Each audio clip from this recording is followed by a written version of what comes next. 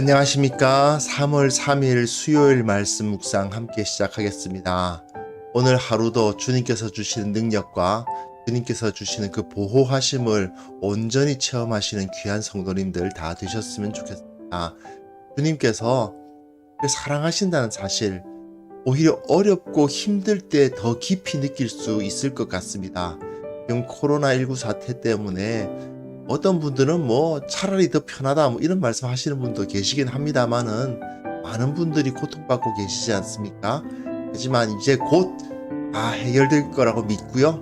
그리고 그 가운데서 주님께서 우리를 얼마나 사랑하셨나, 주님께서 우리를 얼마나 깊이 보호하고 계셨는가를 체험할 수 있었으면 합니다.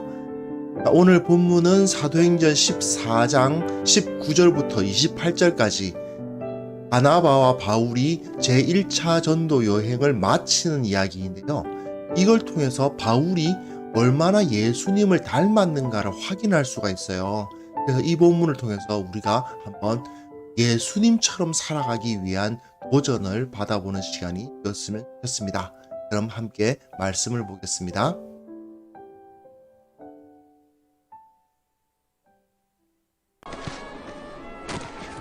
유대인들이 안디옥과 이고니온에 와서 무리를 충동하니 그들이 돌로 바울을 쳐서 죽은 줄로 알고 시외로 끌어내치니라.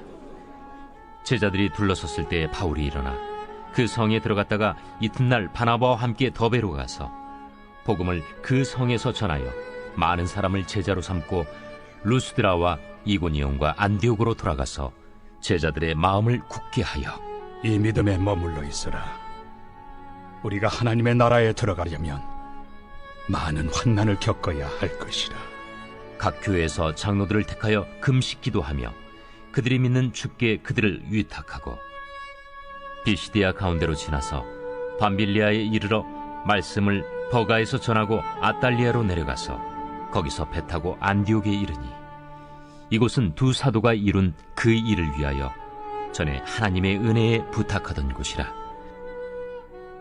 그들이 이르러 교회를 모아 하나님이 함께 행하신 모든 일과 이방인들에게 믿음의 문을 여신 것을 보고하고 제자들과 함께 오래 있으니라.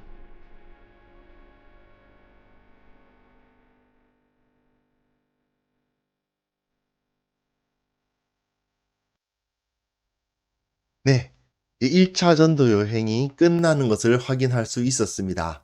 이고니온과 루스드라, 그러니까 비시디아 안디옥, 이고니온, 루스드라 이 세 지역을 우리가 좀 이해를 할 필요가 있죠.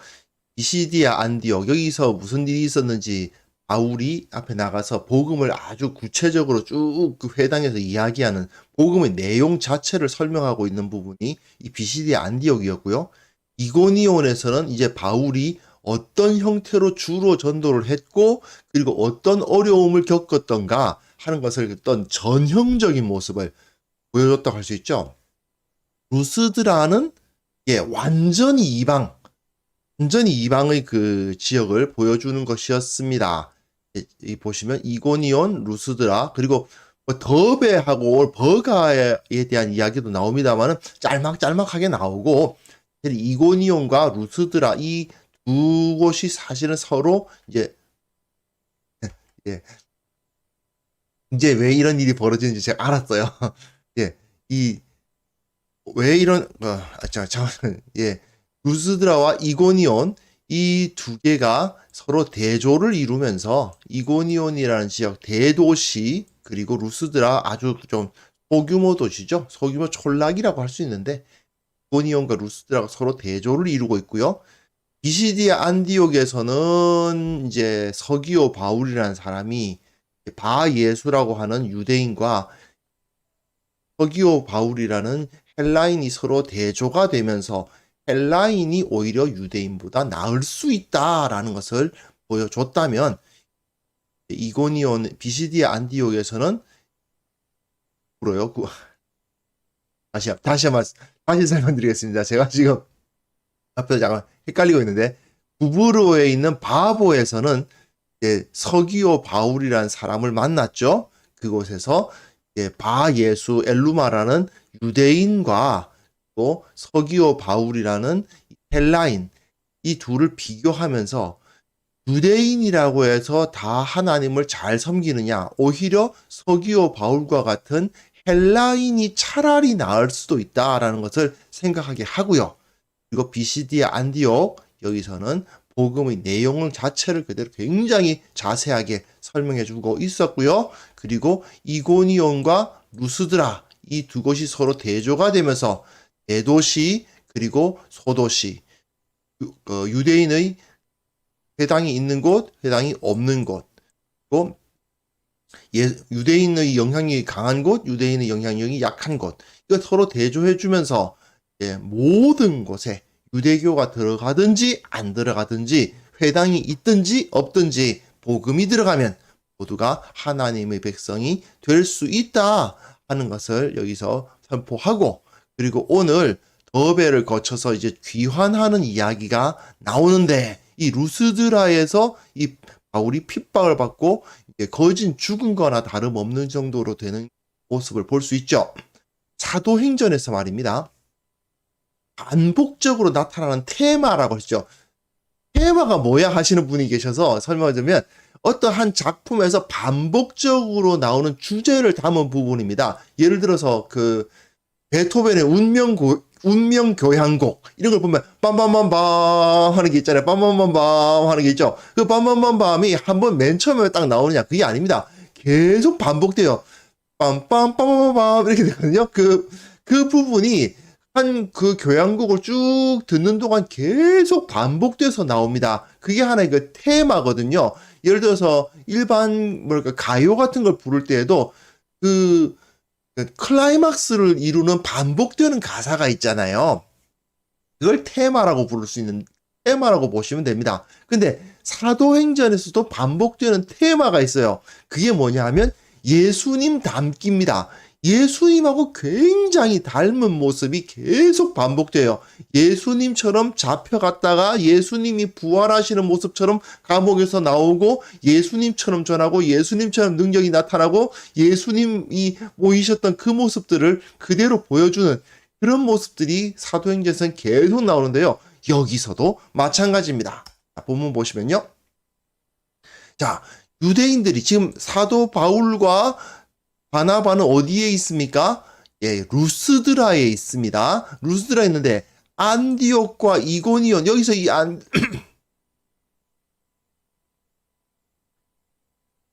예, 여기서 말하는 이 안디옥은 비시디아 안디옥이겠죠? 비시디아 안디옥과 이고니온에서 와서 무리를 충동하니 그들이 돌로 바울을 칩니다. 예. 자, 안디옥, 비시디아 안디옥이었죠? 비시디아 안디옥, 여기가 이고니움이고요. 여기 루스드라고요. 예, 비시디아 안디옥, 여기가 잠깐만요. 비시디아 안디옥, 이고니움, 그리고 여기가 루스드라인데, 여기서 유대인들하고 바울이 좀 문제가 생겼잖아요. 복음 자체를 하다 보니까. 그러니까 이들이 서로 이제 싸워가지고 몰려왔습니다. 그래서 어떤 일이 벌어집니까? 네. 돌로 쳐서 죽은 줄로 알고 시외로 끌어내칩니다. 유대인들은요, 이 돌로 치는 것은 유대인들의 사형 방법인데, 사람을 돌로 칠 때에 절대로 시외로 이 시체를 끌어내지 않습니다. 살아있을 때 끌어내요. 산채로 끌어낸 다음에 그를 돌로 쳐서 그 돌을 무더기로 만들어버립니다. 그런데 루스드라는 유대인들이 많은 곳이 아니지 않습니까? 그런데 사형 방식은 돌로 치는 방식을 쓰고, 그런데 그 위치는 시외가 아니라 시내입니다. 왜? 부정한 시신이 그 성읍 내에 있으면 안 되는데, 루스드라는 그런 그 유대교적인 그런 것을 제대로 지킬 수 있는 것도 아니고, 그리고 안디옥과 이고니온에서 이제 유대인들이 와서 바울을 돌로 쳤으니 이게 제대로 지켜지진 않는 거죠. 그러니까 그냥 그 안에서 돌로 친 다음에, 보통은 그 유대인들 같은 경우는 아예 그 돌로 치는 자리가 그의 무덤이에요. 그냥 그 위에다 그냥 돌을 쌓아버린다고요. 하지만 그게 안 되고 시신을 시내에 둘 수는 없으니까 이 시신을 끌어내서 바깥에 그냥 장사도 안 지내주고 내던진 겁니다. 예. 이게 그냥 한 줄 띡 써놓은 것 같지만 굉장히 엄청난 일이죠.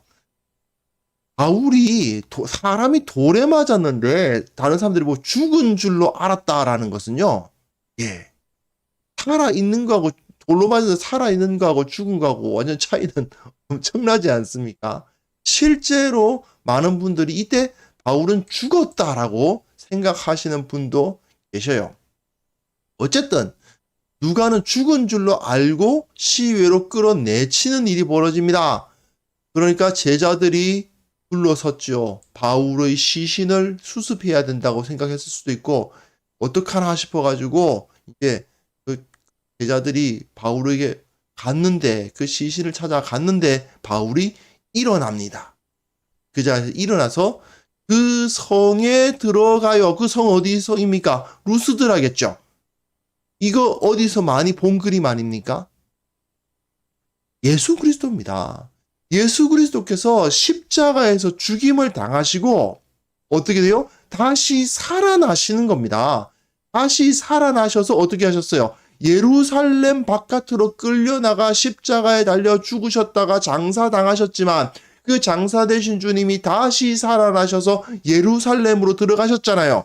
마찬가지 모습이 여기서 나타나지 않습니까? 루스드라에서 바울이 돌에 맞아서 죽었죠. 죽은 거는 다름없죠. 죽어서 시외로 성읍 바깥으로 끌어서 그냥 내던져졌는데 그 바울이 부활하여 일어나서 루스드라에 다시 들어갑니다. 그럼 그 루스드라에는 어떤 사람들이 있었을까요? 바울을 헤르메스라 바나바를 제우스라 막 숭배하려고 했다가 그들이 전하는 말씀을 듣고 믿는 사람들도 있었을 거 아닙니까? 그 사람들에게 바울이 나타난 거예요. 예. 부활하신 주님을 예루살렘 교회의 성도들이 본 것과 마찬가지로 이 루스드라에 있는 갓 믿은 성도들이 바울이 부활한 걸 본 거나 다름없는 겁니다. 그 사람들이 유대인들이 와서 그 무리를 충동해가지고 바울이 죽은 걸 알았지 않겠습니까? 근데 그 죽은 바울이 다시 살아나서 루스드라에 떡 들어와가지고는 예, 복음을 전하는 거예요, 다시. 그 제자들을 만나는 거예요. 이게 뭐예요? 완전히 예수님이죠. 그뿐만 아닙니다. 그 다음에 그 이튿날에는 그 성에 들어갔다가 그 이튿날에는 다시 더베라는 곳으로 이동해요. 바나바와 함께. 아니 돌에 맞아가지고 예, 그렇게 다쳤는데 어떻게 일어나서 더베까지 이동할 수 있었을까 싶은 생각인데요. 사실은 여기서 하나님의 권능이 나타난 거죠. 완전히 죽은 것이 아니었다 하더라도 진짜 부활한 거나 다름없는 엄청난 치유의 능력이 여기서 나타났다고 볼 수밖에 없지요. 근데 이 사람이 더베로 갑니다. 자, 하루 나타났다가 바울이 딴 곳으로 갔어요. 그리고 더베에서 다시 어떤 일이 벌어집니까? 복음을 다시 그 성에서 전해서 많은 사람을 제자로 삼는 일이 벌어집니다. 더베에서요. 더 이상 막 긴 이야기는 하지 않지만 이 부활의 권능이 바울에게 임했고 다시 더베에서 어디로 가요? 루스드라로 돌아가요. 그럼 루스드라에서 자신을 보여준 다음에 나 다시 살아났다는 식으로 보여준 다음에 어떻게 해요? 다시 더베로 가서 루스드라 사람들에게는 사라졌다가 다시 루스드라에 나타나요. 예수님 모습 아닙니까? 예수님께서 그 40일 동안 나타났다 사라졌다 나타났다 사라졌다를 반복하시면서 제자들에게 자기 자신을 보여주셨죠. 예, 마찬가지 모습이 나타나고 있는 것입니다. 그뿐 아니죠. 이고니온과 안디옥으로 돌아가지 않습니까? 예, 이거 엄청난 겁니다. 이고니온과 안디옥. 원래 안디옥과 이고니온에서 유대인들이 와서 바울을 돌로 쳐서 죽었는데 그런데 그 바울이 다시 이고니온과 안디옥으로 돌아가서는 예, 제자들의 마음을 굳게 하여 이 믿음에 머물러 있으라 그래요. 부활하신 예수님께서 이후에 제자들을 만나셔서 그 마음을 굳게 하고 이제 성령을 부어주시고 그들로 하여금 그 환난을 이기도록 격려하시는 모습, 그것이 여기서 그대로 나타나고 있는 것입니다. 각 교회에서 장로들을 택하여 금식 기도하며 그들이 믿는 주께 그들을 위탁한다라는 표현들이, 물론 이 장로들을 택하는 이런 모습은 이제 예수님께서 승천하시고 난 다음에 베드로가 앞에서 연설을 해가지고 그 제비를 뽑아가지고 이제 마지막 그 12번째의 사도를 세우는 그런 모습을 볼 수 있었는데, 여기서는 지금 바울이 뭐 하고 있는 것입니까? 장로들을 택했다? 마치 예수님께서 12제자들을 세우셨던 모습과도 같이 그 지역의 교회에 그들의 지도자들을 세우고 기도하고 믿는 주님께 그들을 위탁하는 일이 벌어지죠. 예수님께서 하셨던 그 모습하고 똑같은 거예요. 이 제자들을 하나님께 우리 예수님은 위탁하셨던 것처럼 바울은 자기가 전도했던 그 지역 사람들을 예수 그리스도께, 성령께 위탁하는 모습을 여기서 볼 수 있습니다. 바울의 모습은 여기서는 십자가를 지셨으나 다시 살아나셔서 그 제자들을 찾아오시고 그들에게 힘을 주시는 예수님의 모습을 완전히 똑같이 닮았습니다. 이게 바로 누가가 제1차 전도 여행의 마지막 부분을 그려주고 있는 결론이라고 할 수 있죠. 바울은 완전히 예수 그리스도의 그 능력을 받아서 그들에게 하나님의 나라에 들어가려면 많은 환난을 겪어야 할 것이라. 예수님과 같은 고난을 당하고 예수님과 같은 어려움을 당하지만 예수님과 같은 부활의 권능을 경험하게 될 것이다. 이걸 여기서 설명해 주고 있는 것이죠. 이걸 통해서 누가는 복음을 가진 사람들의 권능을 그대로 보여주고 있습니다. 결국 바울은 돌에 맞는 죽음과도 같은 고난을 겪었지만 그것을 통해서 부활의 영광을 얻은 거예요.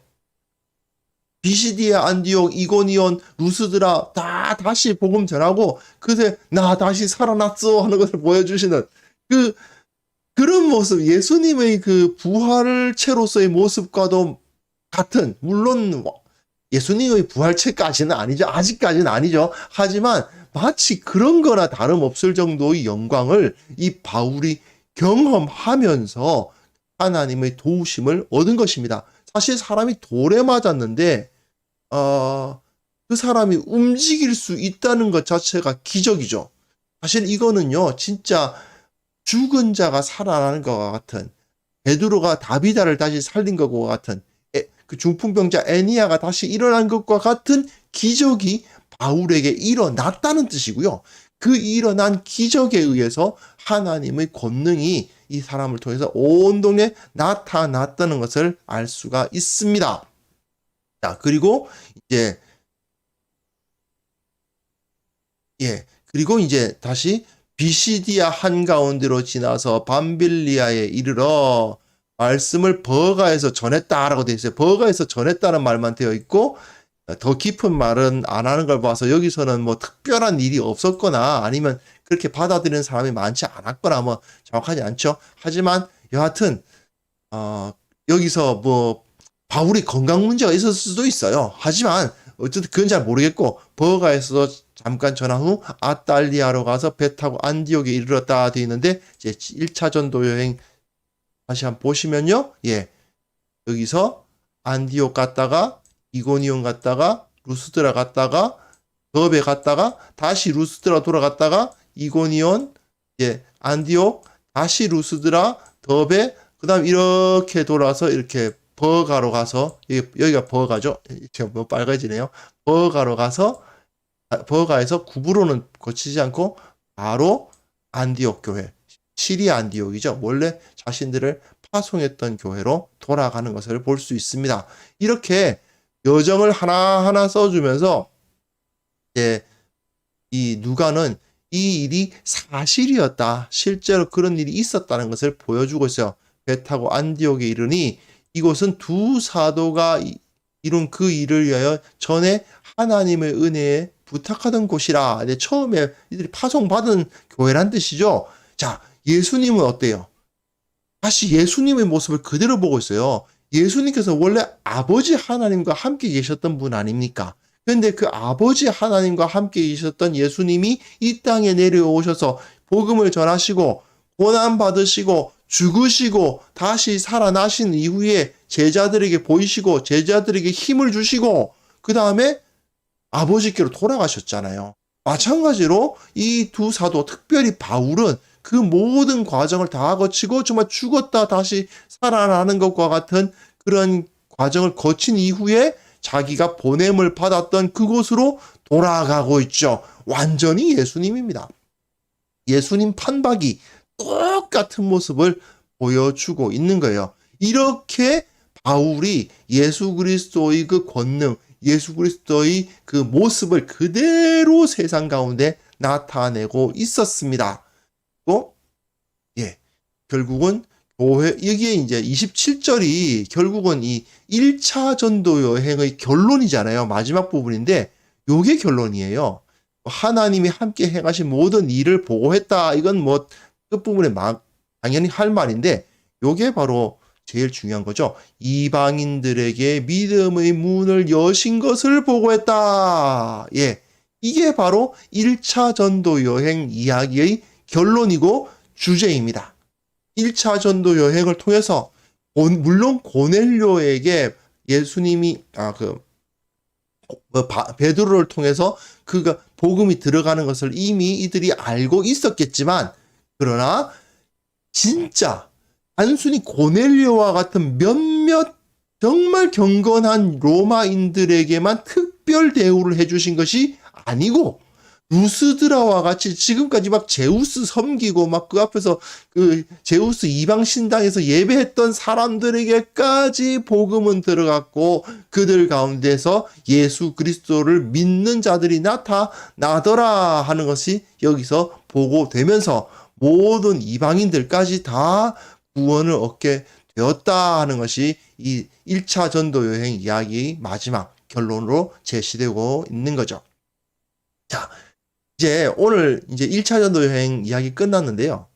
결국 바울의 모습을 통해서, 그리고 이 가운데 바울과 바나바를 통해서 하나님께서 어떤 역사를 이루셨는가를 통해서 우리는 한 가지, 어떻게 보면 너무 뻔하지만 너무나도 무겁게 다가오는 주제가 우리들에게 다가오죠. 결국 교회는, 그리스도인들은 어떤 사람입니까? 예수님 때문에 살고 예수님 때문에 죽는 사람이죠. 예수님을 사랑하는 사람 아닙니까? 어떻게든 예수님처럼 살아보려고 발버둥 치는 사람들입니다. 물론 예수님 수준을 도달할 수 없다는 어떤 현실적인 한계를 많이 느끼고 있는 것도 사실입니다만은, 어쨌든 한계가 있고 어려움이 있고 걸핏하면 실패하든지 말든지 간에, 그렇지만 그럼에도 불구하고 계속해서 나 예수님처럼 살아볼 테야 하는 사람들이 바로 그리스도인이죠.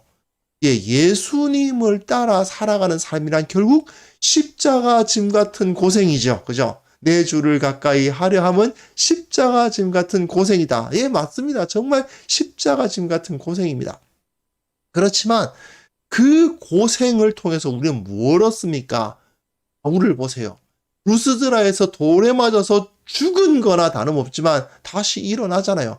부활의 영광, 영원한 생명, 부활의 영광을 그가 경험했게 됐고, 예수 그리스도께서 나타내셨던 그 영광으로서 사람들에게 나타났던 것을 볼 수 있습니다. 그는 온전히 주님을 따르려고 했기 때문에 과거에 예수님을 핍박하던 사람이었음에도 불구하고 예수님을 따라 사니까 결국은 예수님처럼 살게 되고, 예수님께서 보여주셨던 그 영광으로 세상 가운데 나타날 수 있었죠. 이걸 우리가 다시 한번 확인할 수 있어야 되겠습니다. 문제는요, 점점 더 이런 말이 부담스러워지는 경우가 있습니다.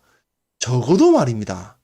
교회에서 예수님을 닮아야 된다, 예수님의 십자가와 부활을 본받자라는 이야기는 당연히 귀에 못이 박히게 들려야 되는 것이 정상 아니겠습니까? 그렇지 않나요? 하나님께서 지켜주실 것입니다. 하나님께서 형통케 하실 것입니다. 하나님께서 건강하게 해주실 것입니다. 이런 이야기를 저는 싫어하지 않습니다. 그렇게 해야 됩니다. 그러나 우리가 예수님처럼 살아야 된다.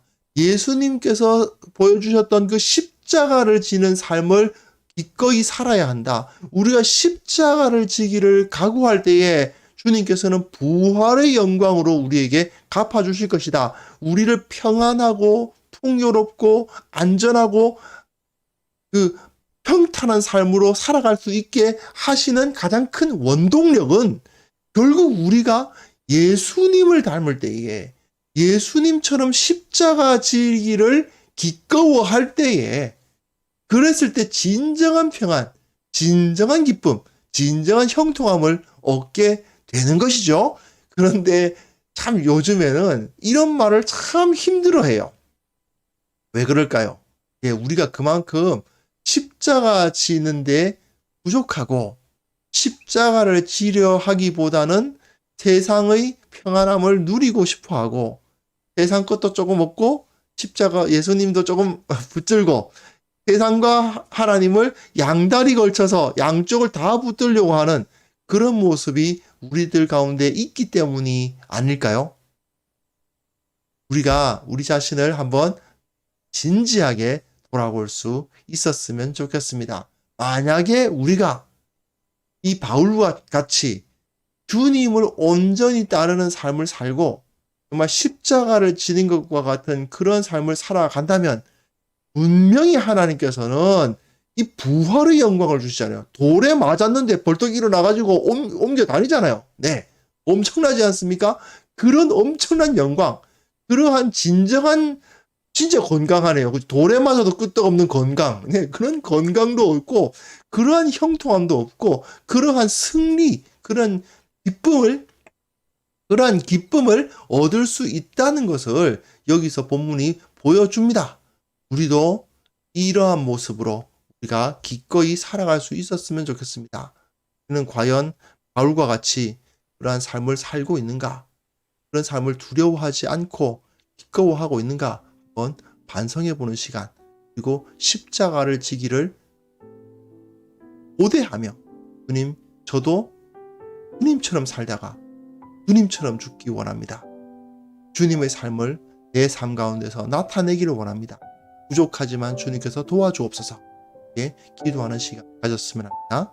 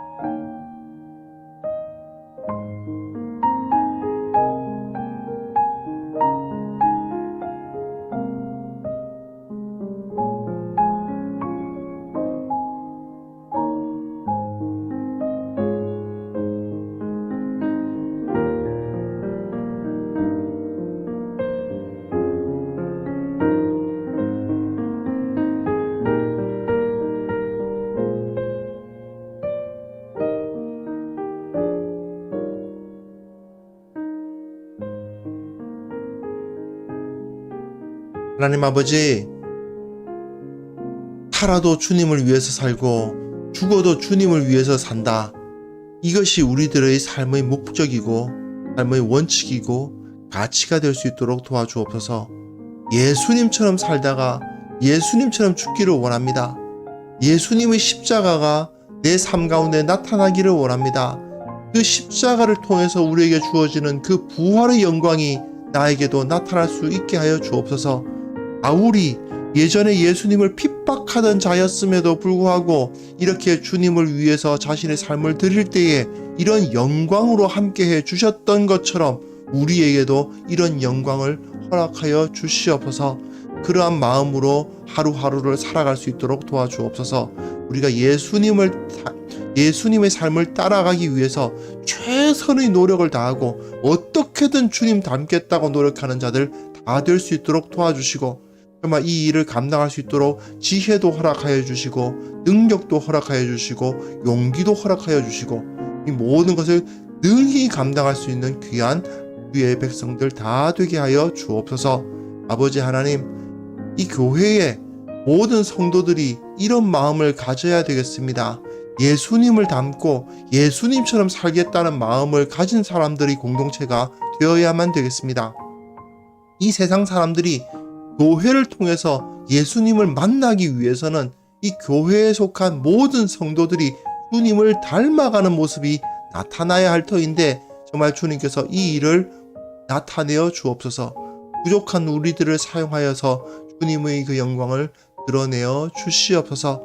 우리가 이 세상 각 곳에 흩어져 살아가는 그 모든 것 가운데서 직장 생활을 하고 사회 생활을 하고 또한 사람들을 만나는 그 모든 관계 가운데에서 예수 그리스도의 영광이 나타나는 역사가 일어나게 하여 주시옵소서. 아버지 하나님, 2021년도 2달이 지나고 이제 본격적으로 여러 가지 변화들이 일어납니다.